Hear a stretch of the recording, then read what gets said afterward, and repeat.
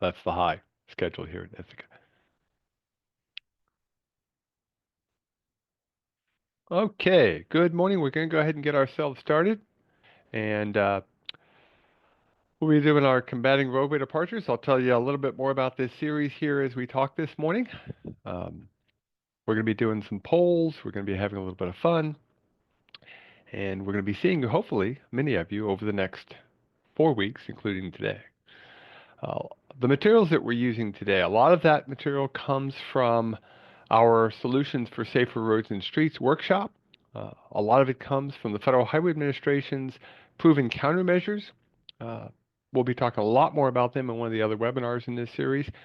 And the primary impetus to all of this is the New York State Department of Transportation Roadway Departure Safety Action Plan. And we'll be talking about what's involved in that as well.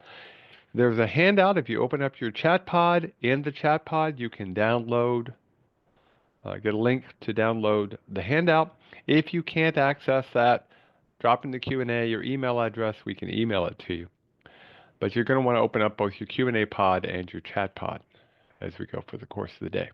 Okay, so let's start with a bit of a welcome and see who's here today.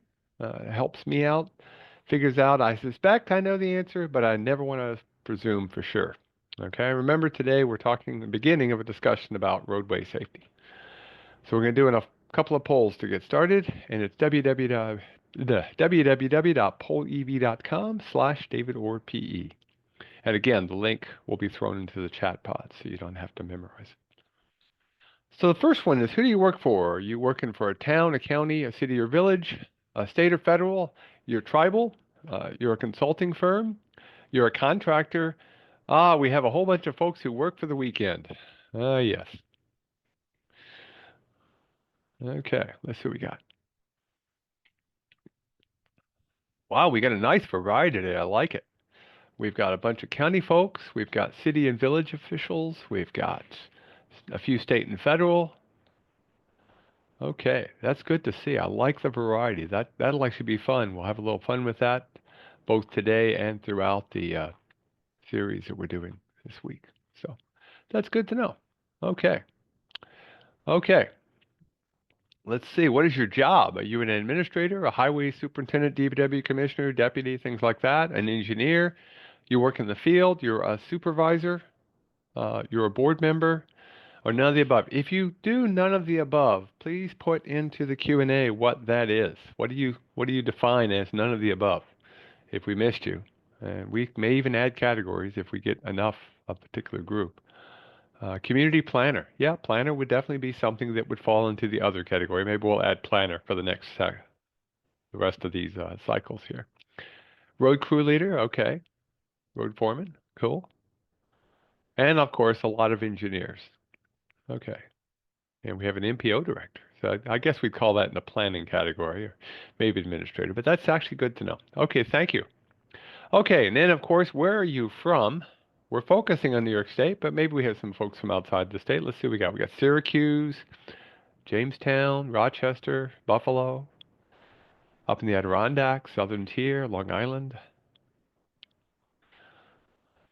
I like to collect puzzles. One of my favorite ones is a map of New York State where the pieces are the counties. It's sort of fun to play with. But okay, again, we got a good variety of locations as well.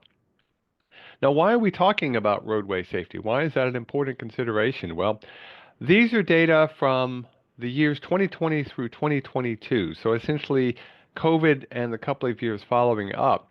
And if you were to quickly type up all of the numbers, the total is over 40,000 people killed on our roads and streets in the United States per year. That number is a huge jump. Just before COVID hit, we were getting into the low 30s. So a huge spike.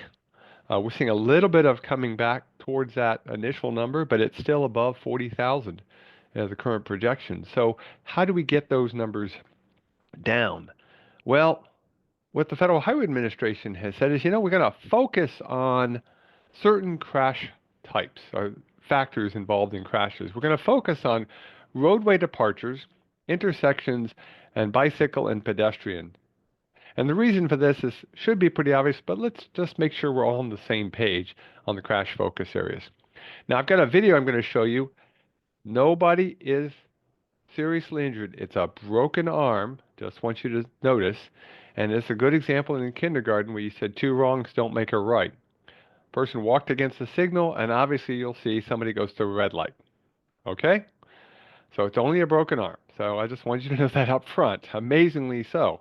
But obviously, this is a good example of why we worry about intersections, big conflict points. We also worry a lot about pedestrians and bicyclists.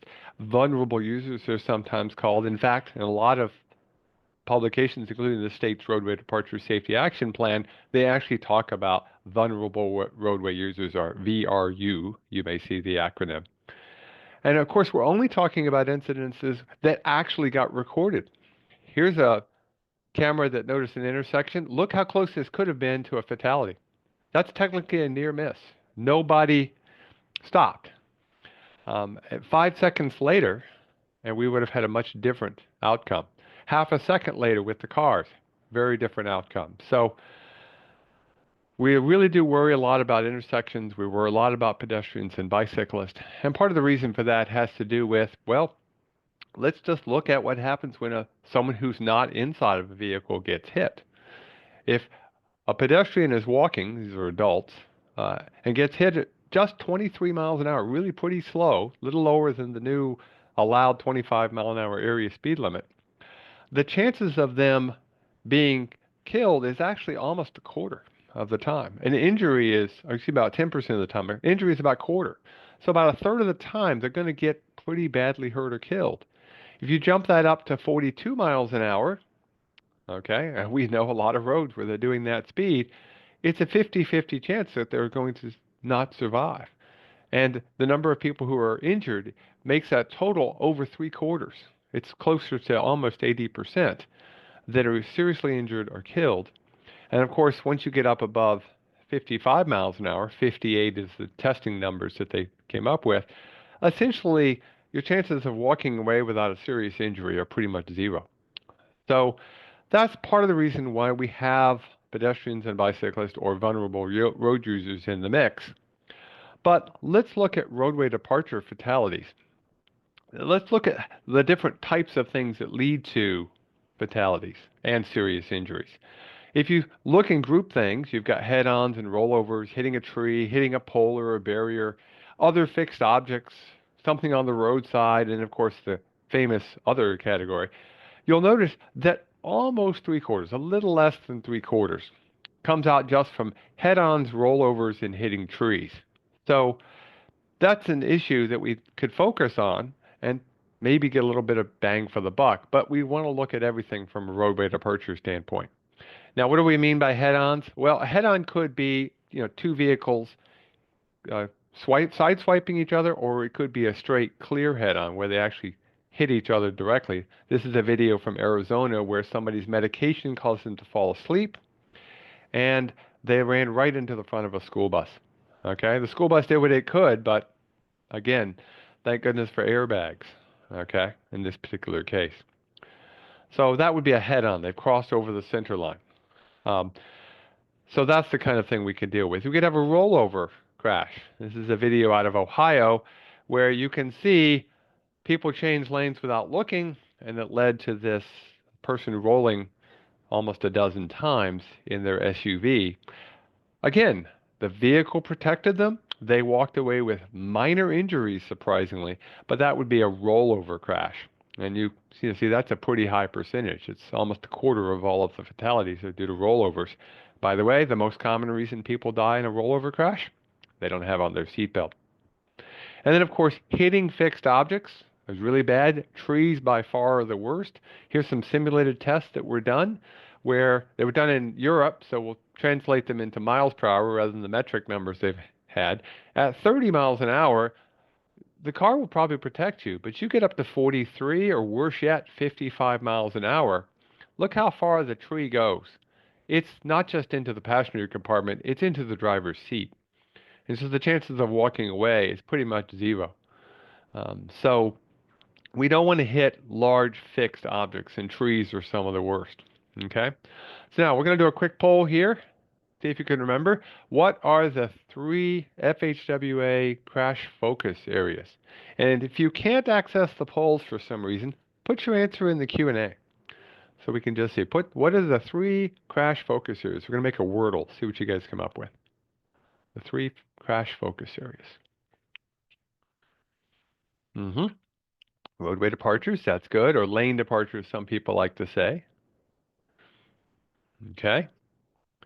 A head-on-head or as part of the lane departure issue. Okay. Intersections, I see intersections, that's good. I'm looking for one more. Ah, there it is. Bicycles and pedestrians, okay? And surprisingly, when y'all put all the numbers in, your ratios are pretty close to the crash fatality rates when you start thinking about it. So let's look at those national crash statistics. These are data pre-COVID, but the percentages haven't changed too much. In fact, actually, no, I updated the data and I forgot to update the date. The date's actually off on this. This is actually data from right around COVID. Um, Percentages didn't change too much. So the good news is they didn't change. Bad news is they didn't change. If you look at roadway departure fatalities, roadway departures only, that's about 44%. Intersections are about 18%. Vulnerable road users or bicycle ped, that's about 13%. There's about 14% that don't really fit one of these particular categories. You know, they don't occur in an intersection that's not a roadway departure. Maybe it's somebody, you know, gets rear-ended because they're going too fast or something like that. There are some of those that are in there. And if you look at multiple factors and you add them all up, about half of all the fatalities, okay, just under 50% if you want to be precise, are due to roadway departures completely or in part. And that's the reason why New York State has developed a roadway departure safety action plan, because we want to focus where we're having the biggest issue in terms of people not walking away. So let's look at the roadway departures, and this is why New York State has a safety action plan. In your handout, and again, by the magic of my hands are in the air, but if you've got your chat pod open, open your chat pod up, and now, magically, a link to the Roadway Departure Safety Action Plan, well, actually to our handout. You've got the handout. On there is a link to the New York State Department of Transportation's Roadway Departure Safety Action Plan. And what I would advise you to do is download not only the action plan, which was posted in July of this year, but also look at the appendices. There's some really good information in the appendices, and we'll be using that quite a bit in the last three of our webinar series. Especially we're talking next week with coming with local road safety plans. Now, we've touched on it, we've talked about it, but I just want to make sure we're all on the same page for crash levels. You'll see these abbreviations all the time. A K means killed or fatality. Uh, IA means injury of a catastrophic or serious nature, the kinds that's life-changing. IB, went to the hospital, but nothing, nothing long-term. IC, person complained of pain, but they didn't go to the hospital. And again, every state might have slightly different definitions, but it's a good way to think about it. And then finally, you'll see something called PDO. New York State actually labels them sometimes O in the crash reports. It means there wasn't an injury. It's property damage only. Now, if you look at the data that's collected from all the reports, this is available on a website, which I'll talk about in a minute. In New York State, to date, this was as of yesterday, the data is up to date, they keep it up, we had about 668 people killed, which is down. That's good news. We're down from those average statistics we showed earlier here in New York State.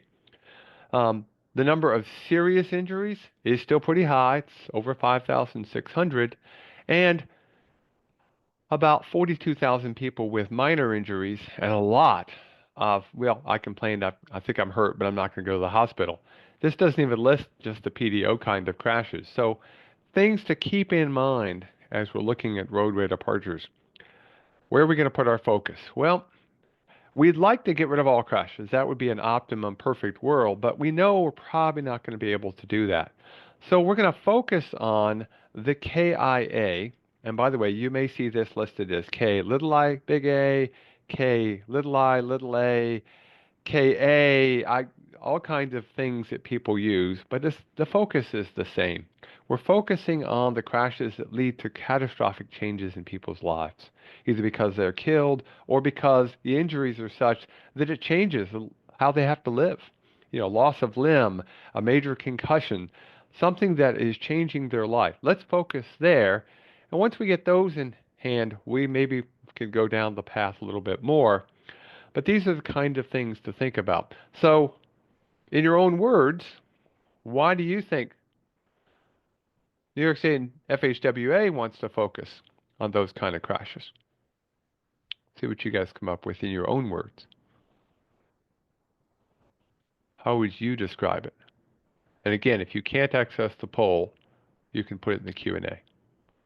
We should liability.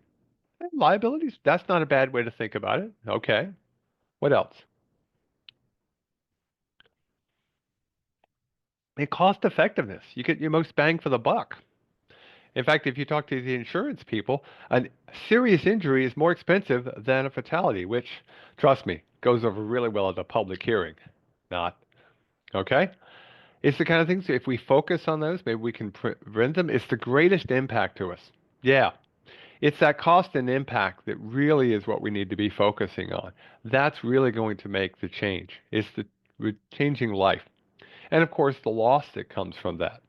Nobody wants to be in a crash, but a crash that changes people's lives, crashes that lead to uh, upsetting families, really are the kind we want to focus on. So FHWA and New York State DOT are focusing on the KII, killed or seriously injured crashes, because of the cost and the long-term consequences of these type of crashes.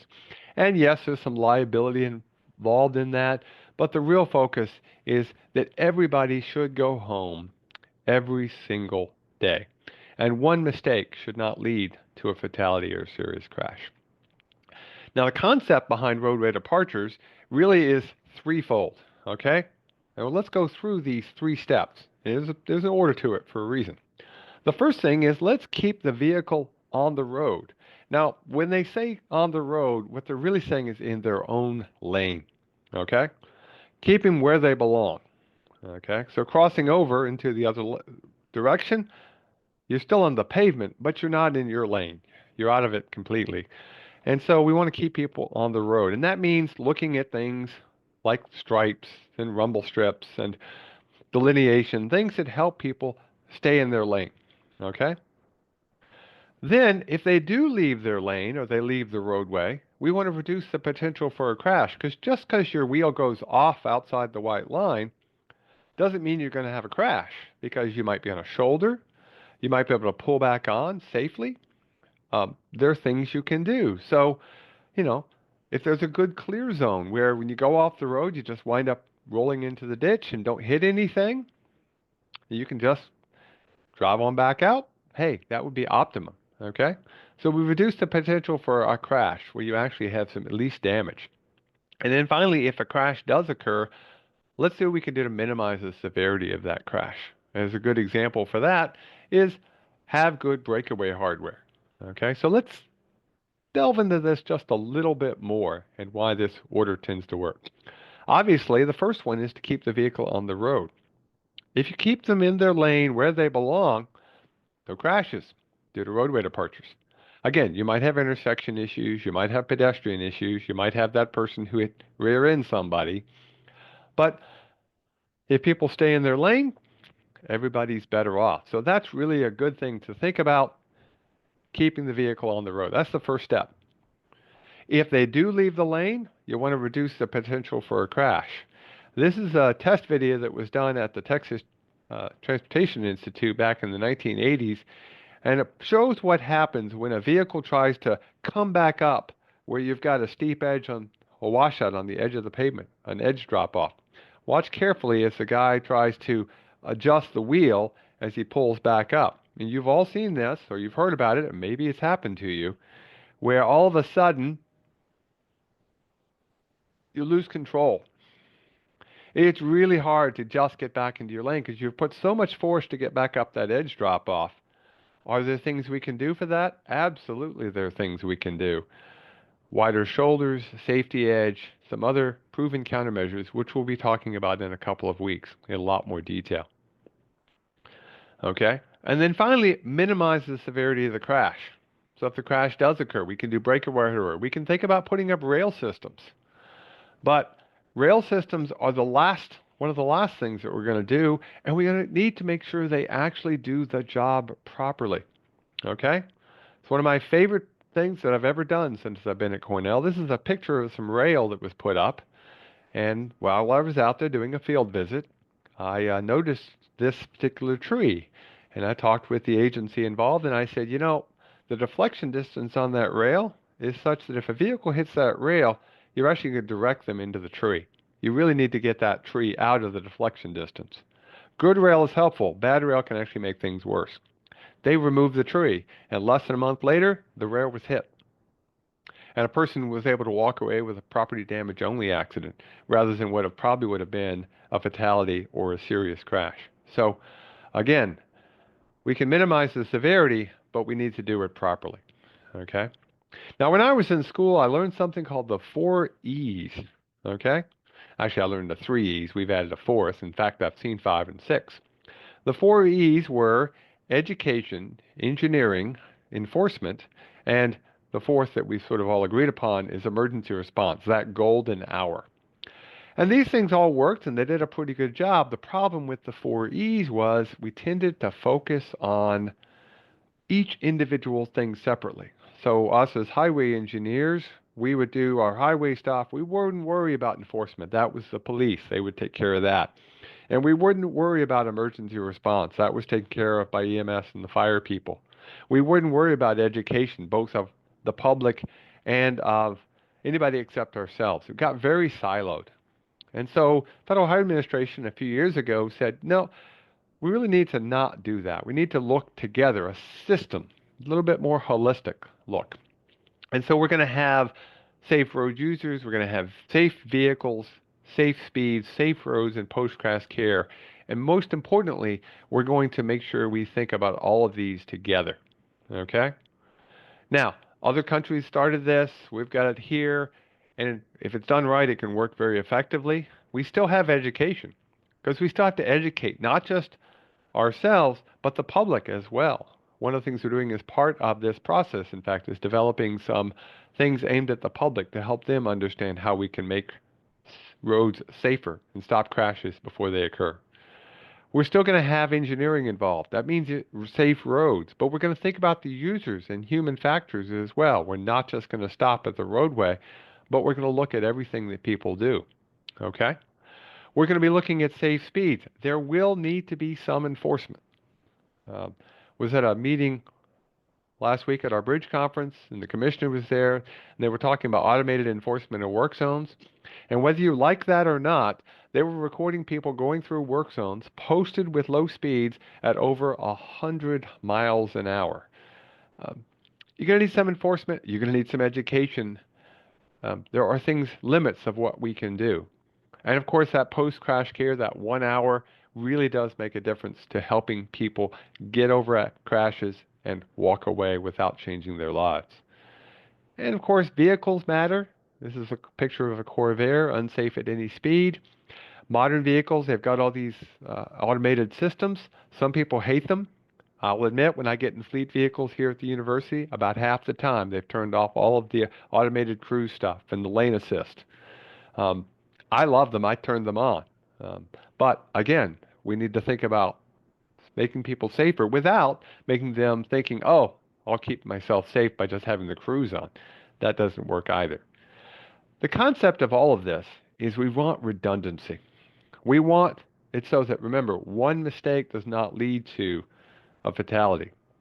So that if the person is going too fast and maybe their tires are a little bit bald and they're a little bit under the weather or worse, they're looking at their phone. So we don't have the first 3 items. But if we've done a good job with the road, guess what? They walk away. And even if it gets all the way to the end of it and the crash does occur, we can get them post-crash care. We might actually be able to save somebody who might otherwise not survive or not survive without a serious injury. So redundancy really does matter, and we have to not just silo ourselves. Now here's part of a longer video talking about the value of redundancy. This driver in this particular case is a diabetic. She got her blood sugar wrong. She essentially pressed down with the gas pedal with her foot until she crashed. It could have been much more serious. But watch what happens instead and watch the redundancy. Okay? I'm going to play this twice so you can see what happens here. This is from a trooper's car. Did you catch it? I'll play it again. I said I'll play it twice. Okay? Yeah. She wasn't a safe road user because of the medication issues. The vehicle was doing its job and it protected her and her child who were in the car. But it could have been a much more serious crash if the highway agency had made sure that the hardware was breakaway, that the slopes were such that she could just drive down into the gore area. And she literally was able to walk away. So redundancy really does make a huge difference in things we can do. So keep that in mind. Okay? So what are the components of a safe systems approach? I'm going to let you put the answers in before I show. So let's see what you come up with, and then I'll give you about 30 seconds. Let's see what you come up with, and then I'll see what you guys came up with. You won't be able to steal from each other. The students don't like it when I do this either.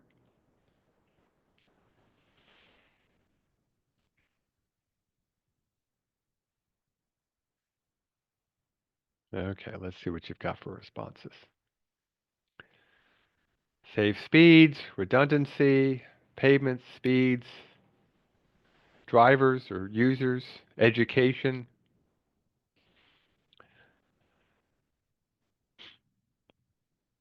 Yeah, you did pretty good.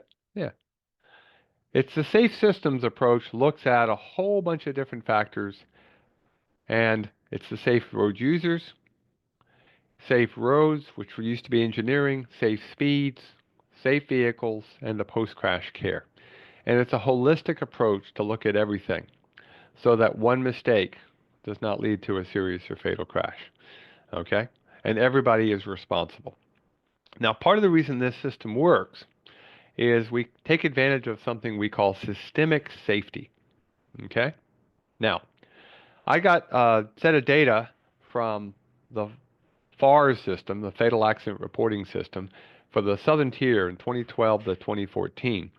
I recently saw another data set from Dick Albin with Federal Highway Administration showing something similar. It didn't show anything different. Since I already had this slide, I'll just go ahead and show it to you.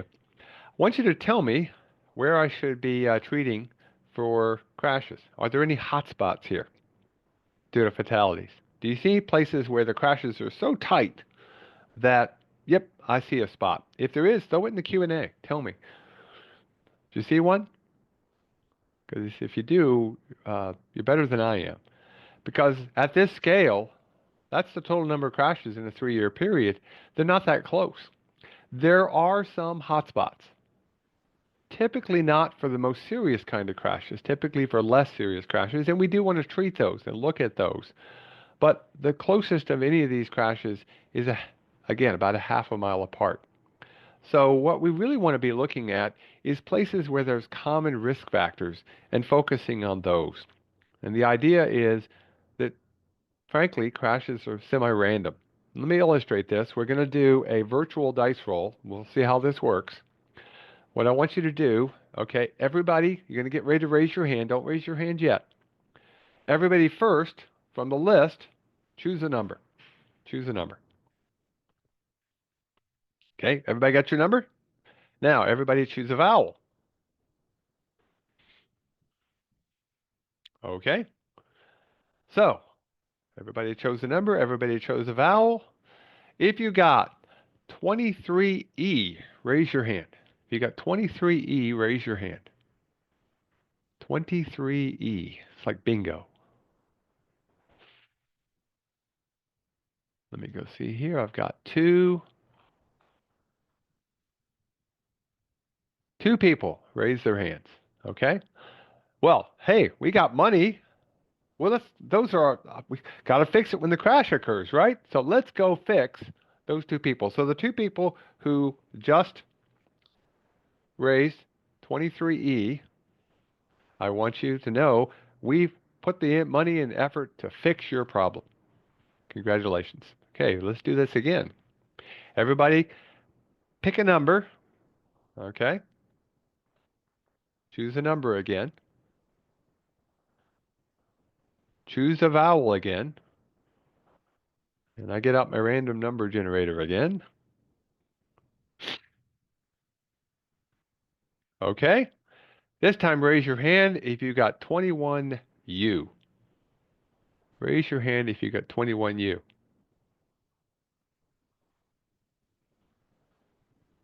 Wait a second.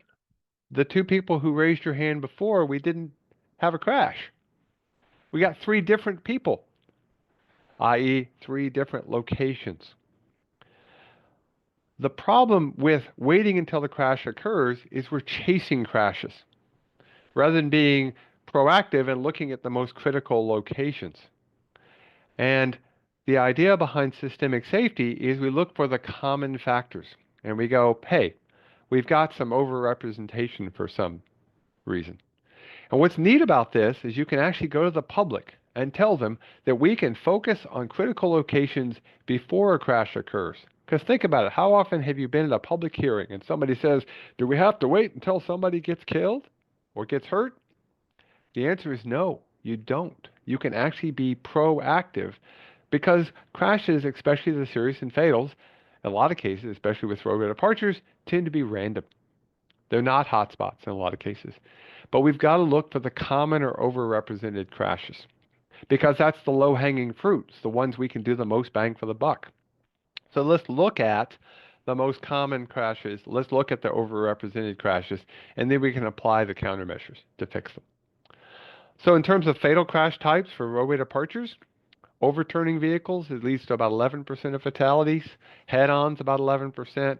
Hitting a fixed object, about 28%. So if we wanted to think about where we could get the most bang for the buck, we want to think about removing fixed objects. We want to think about keeping people from crossing over and hitting each other. And of course, worrying about people overturning because maybe there's a steep slope or there's a shoulder problem. That's what we can start thinking about where we've got common crash types. Even better, let's look for overrepresented crashes.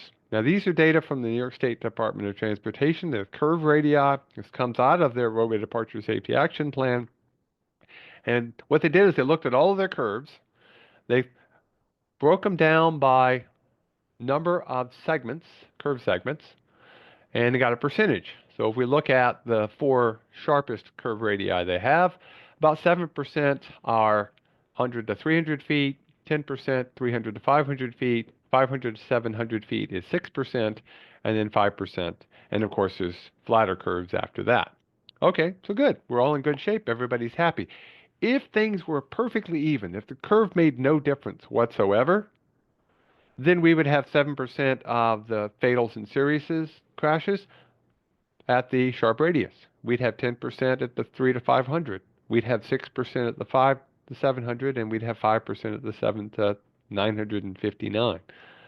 Don't ask me on the breakdown. You'll have to ask DOT.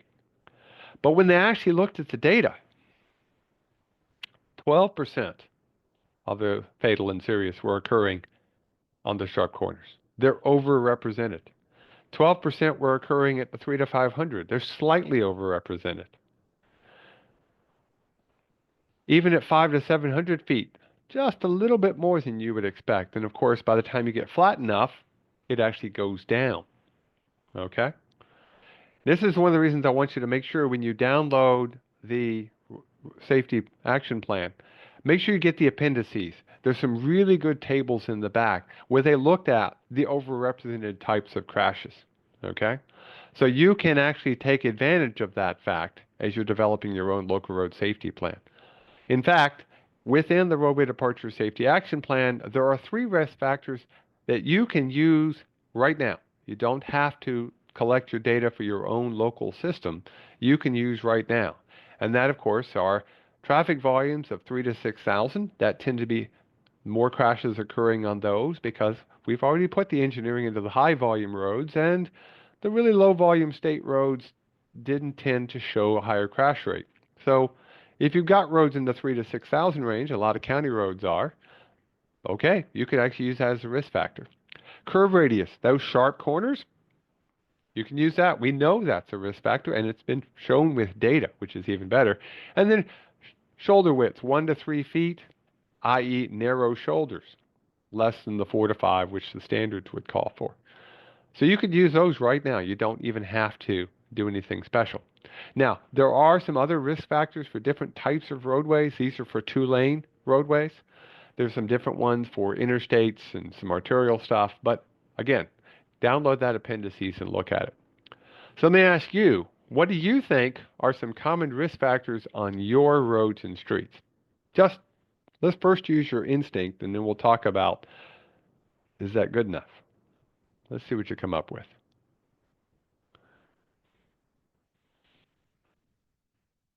Common risk factors. Again, I'm making you do it ahead of time. And I've got people putting in the Q&A. That's really good. Keep putting them in the Q&A if you can't access the poll. Okay? Some common risk factors. Okay, let's see what you came up with. Okay? Lots of things come up. Fixed objects, shoulder widths, a poor shoulder, narrow, straight.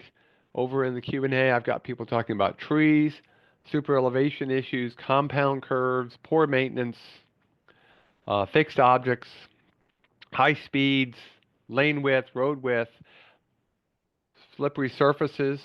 Yeah, you can make a list of common factors, okay?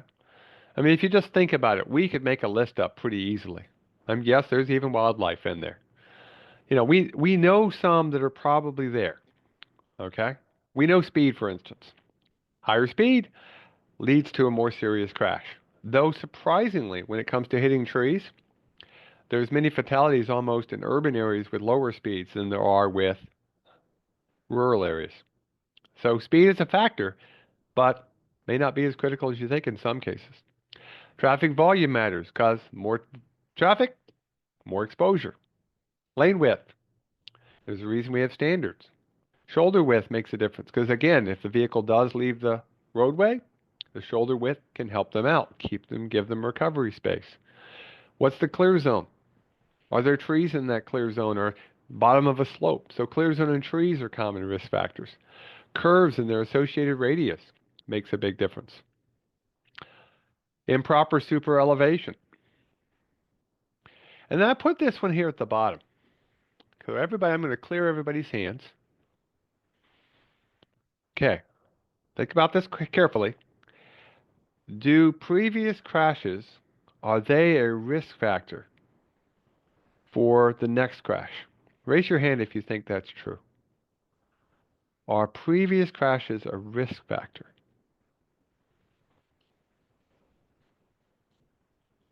Let's see how many of you raise your hand. So about a quarter of you are raising your hand. Okay.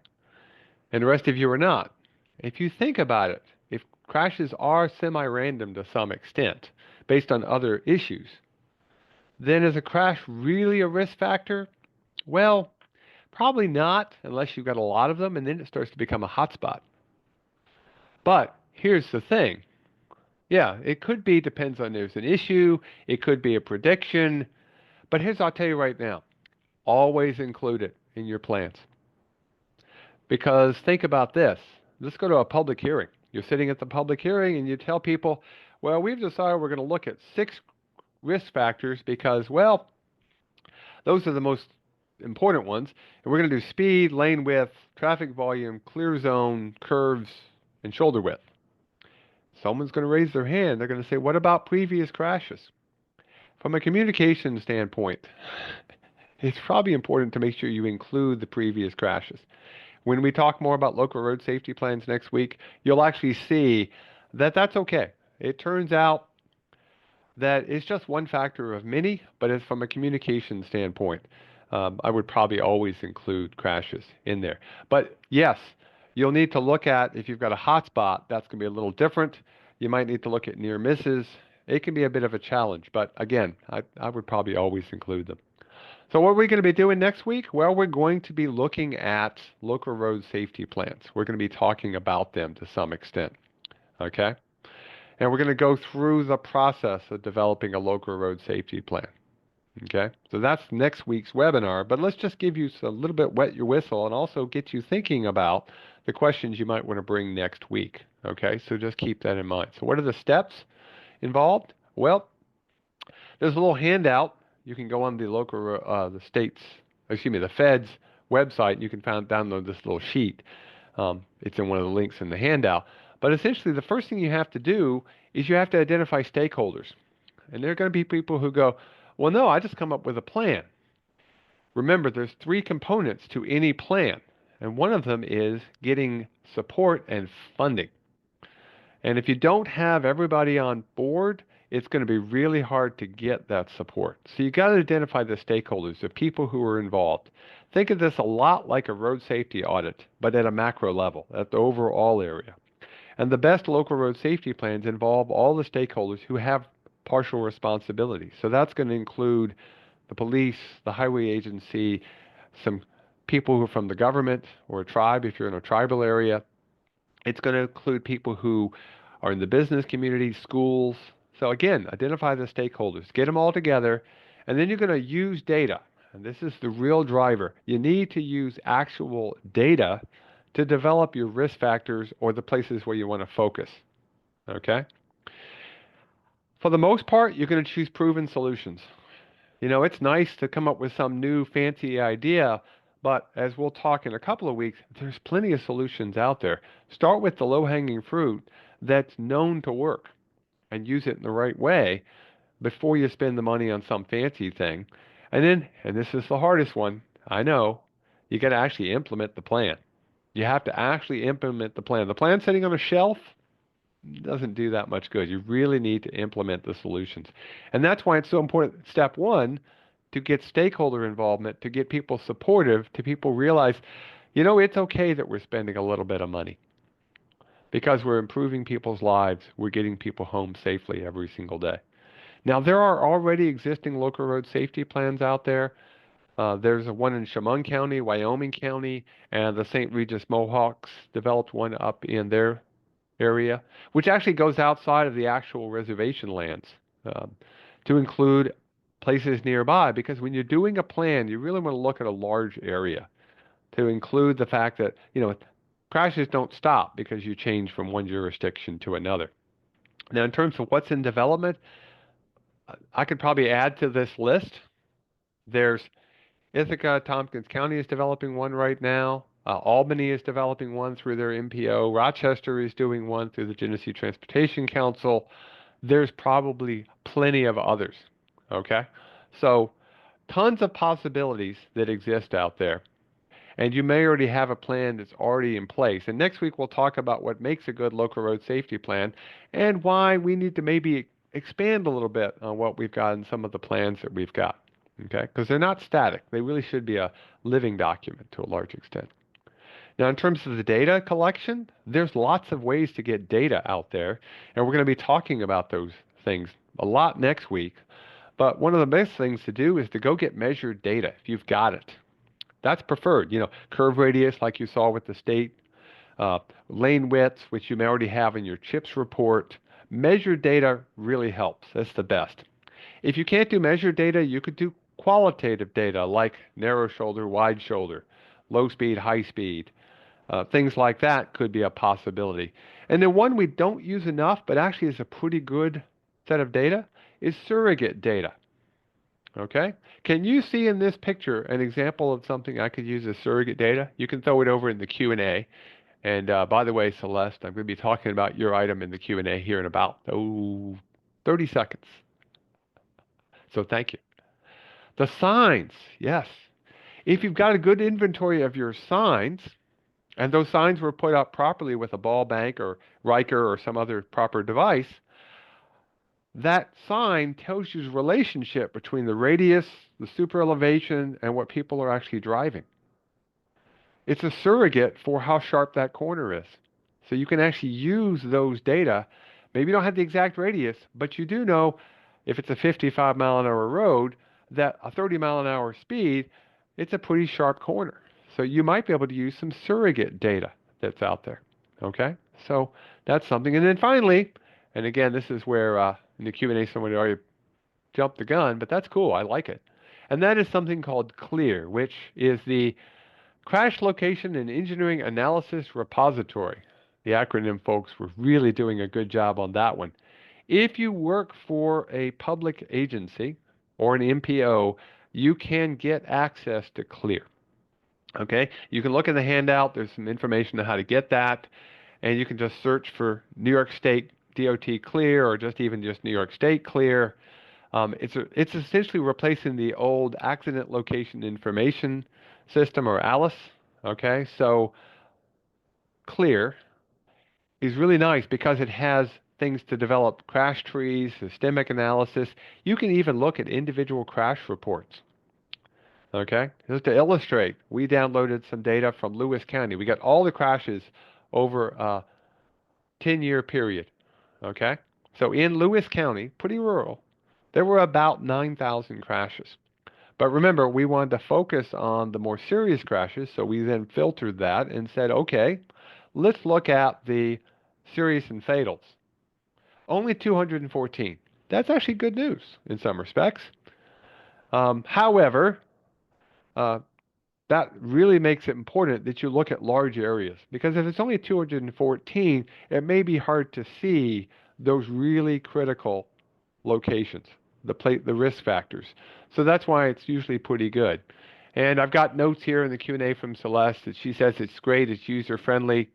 It's got information on priority locations. You can actually download and go right down to the individual crash report, and we'll be talking about that more next week when we talk about local road safety plans. I will tell you, one thing you should do if you're using it and you come across something you don't like we noticed a limitation with the number of outputs in certain situations, send an email, send something. They're still updating it. It's a fairly new program, so don't feel bad about that. In a couple of weeks, we're going to take the stuff from the local road safety plan and we're going to look at proving countermeasures. Now, obviously, we're going to focus on the roadway departure proving countermeasures, but I'm going to make sure we talk a little bit about the intersection and pedestrian ones as well, because there's actually a lot out there that are proven and they work. Okay? Now, some of them, I will tell you right now, I know some people, when I mention the word rumble strips, are going to grumble. We'll talk about the good and the bad on some of these tools as well as we talk about proving countermeasures. Now, to illustrate a good example, delineation. One of the best things we can do is good curve delineation. I've driven on some roads recently in some of my travels that I would say were okay in terms of curve signage, but had almost no delineation whatsoever. And I had somebody who was behind me who probably didn't like the speed I was traveling. I'll just say it that way. I think, I'm pretty sure, well, maybe it was a Ford or a Chevrolet. I could see the letters O and R in my weird windscreen behind me, in the mirror. That's all I could tell. They were pretty close. Uh, Delineation really helps. That includes lines and signs and all kinds of fun stuff. And we'll talk about some of these things. But we have to do things right. Do you see a problem here? Do you see a problem here? Someone want to throw in the Q&A what they see as a problem?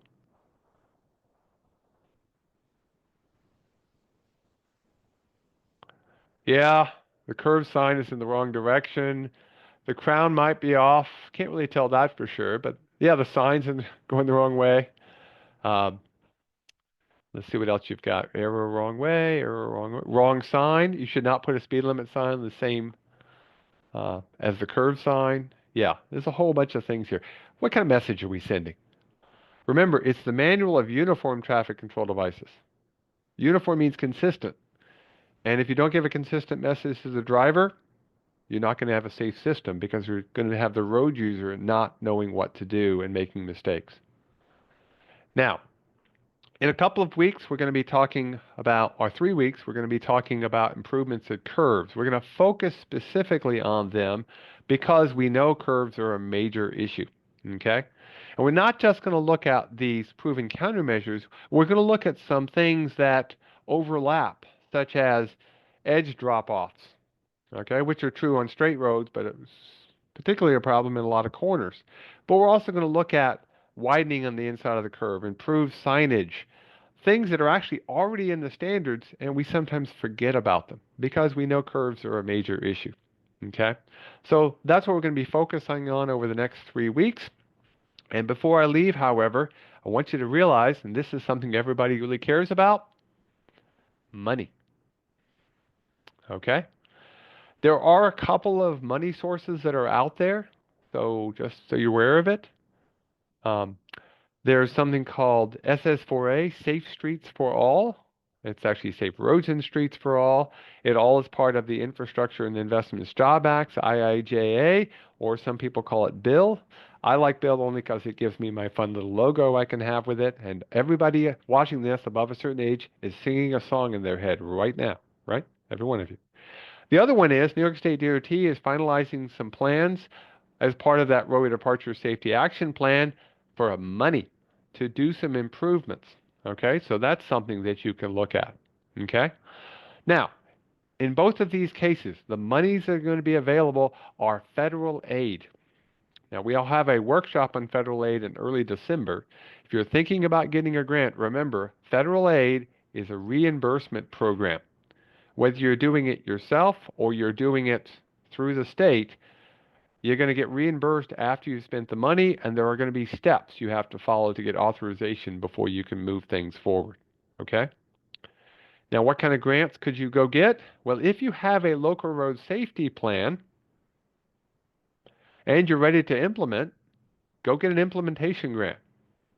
If you do not have a local road safety plan, there will be monies out there to develop a local road safety plan.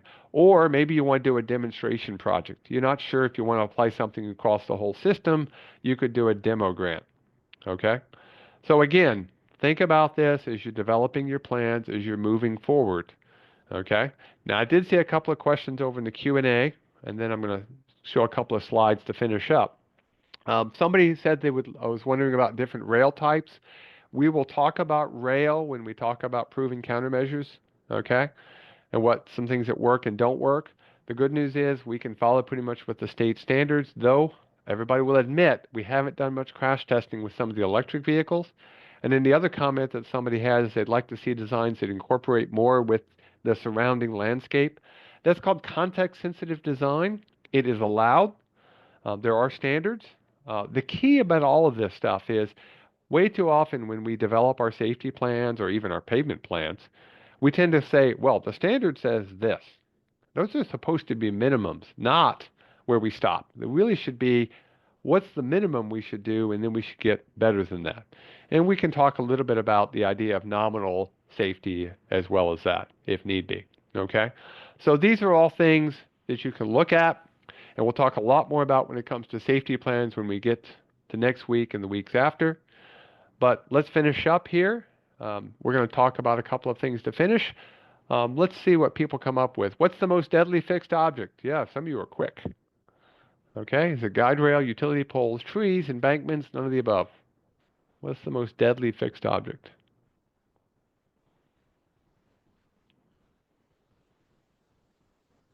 Again, if you can't access the poll, you can always put it in the into the Q&A. Yep, yep, y'all are all pretty good. Okay.